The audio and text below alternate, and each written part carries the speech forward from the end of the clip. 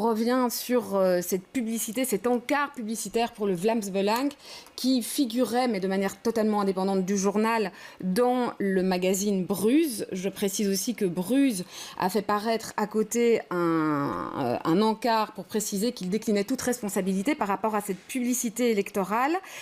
Thibaut Gaudin, pour commencer, et on parlera des règles et de ce qui est prévu en matière de règlement de la publicité électorale. Rien d'illégal dans ce type de pratique? Alors a priori non, il n'y a pas d'encadrement plus précis que ça sur les publicités que peuvent mettre dans les journaux, etc., les partis politiques, en tout cas en ce qui s'agit de la presse écrite et éventuellement des réseaux sociaux. Donc à ce niveau-là, dans la législation proprement électorale, il n'y a pas de souci, a priori en tout cas, majeur qui se pose. Alors ce qui a provoqué aussi les réactions du côté francophone, c'est que du côté francophone, on a l'habitude du cordon sanitaire, qui implique qu'il n'y a pas en presse audiovisuelle, par exemple, d'interviews en direct de représentants de partis d'extrême droite. Est-ce qu'on aurait pu imaginer ce type de publicité du côté francophone, dans un magazine de presse écrite du côté francophone? Ça semble plus compliqué en raison justement de ce cordon sanitaire médiatique, puisque là, il faut savoir que ce n'est pas une règle légale, ce cordon sanitaire médiatique, donc il n'y a pas de loi qui l'organise, mais c'est une règle d'autorégulation que les médias principalement audiovisuels, mais dans une certaine mesure aussi au niveau de la presse écrite, se sont imposés à elles-mêmes.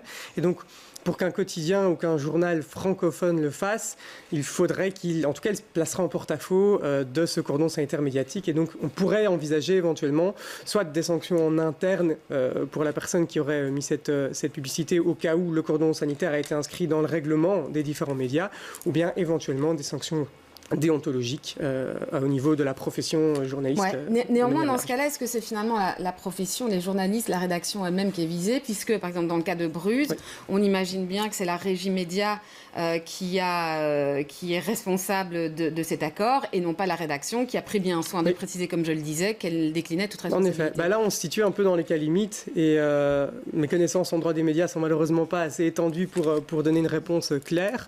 Mais là, en tout cas, il y a des questions de responsabilité qui se poserait, puisque au final, même s'il y a ce déclinateur de responsabilité, il y a quand même eu un choix qui a été posé à un moment de publier la publicité en question. Donc il y a peut-être moyen. Maintenant, je suppose que ça dépendra des circonstances de fait aussi, de la connaissance ou pas des rédacteurs en chef et ce genre de choses. Donc c'est une question qui reste ouverte en tout cas. Alors, pour le reste, parce qu'évidemment, on est en pleine période maintenant et on voit apparaître toutes sortes de choses, notamment sur les réseaux sociaux. On voit apparaître également des propositions du type « je viens cuisiner chez vous et vous pouvez me poser toutes les questions que vous voulez sur mon programme ».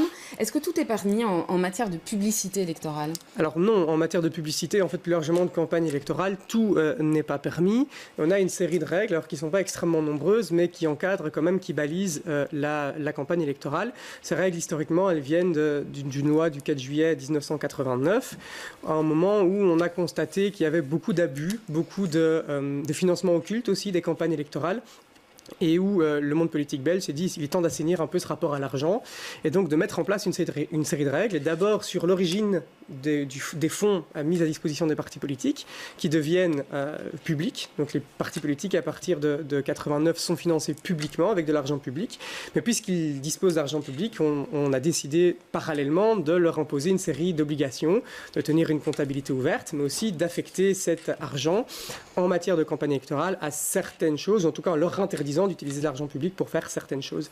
Et en particulier, en ce qui nous concerne, il y a une interdiction durant une période dite suspecte de 4 mois ou de 3 mois en fonction de la partie de la législation qui est visée.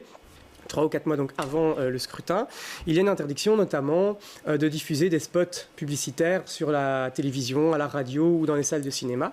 Mais par contre, comme on l'a dit, il n'y a pas pareille interdiction au niveau de la presse écrite, d'une part, et c'est sans doute également un problème qui se pose beaucoup et qui défraie un peu la chronique pour l'instant. Il n'y a pas non plus de règles en ce qui s'agit des publications sponsorisées sur Facebook ou sur les réseaux sociaux de manière plus large. Donc il n'y a rien qui interdit les partis de le faire, et sur les réseaux sociaux et sur Internet de manière plus large, on peut même déduire d'une modification législative que c'est permis, puisque jusqu'à 2014 était également interdit la diffusion de messages payants sur Internet. En 2014, par une loi du 6 janvier 2014, le législateur change cette règle et supprime cette interdiction.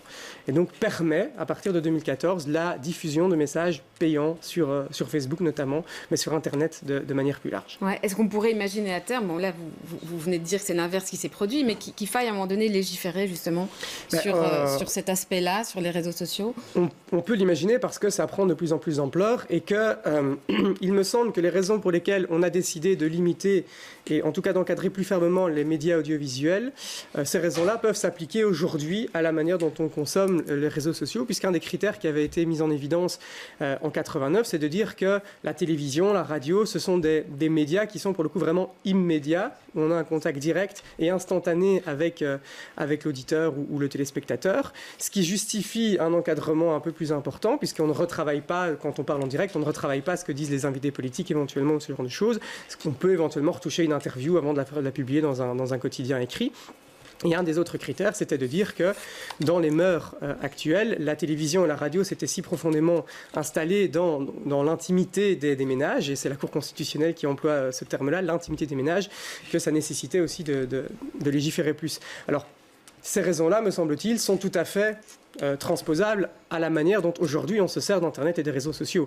On a un contact qui est de plus en plus immédiat entre les producteurs de contenu, qu'ils soient partis politiques ou pas, et le citoyen. Et Internet est devenu, et ça je pense qu'on l'a même dans la poche en fait, Internet avec les téléphones, etc. Et donc il me semble en tout cas que sur ce point, oui, la législation est dépassée et que ça nécessiterait un petit peu de toilettage. Une adaptation. Ouais, mais on verra pour les prochaines échéances électorales, bon, évidemment qui ne sont plus... tout à fait, enfin qui seront à plus longue échéance. Merci en tout cas Thibault Gaudin pour toutes ces précisions. Et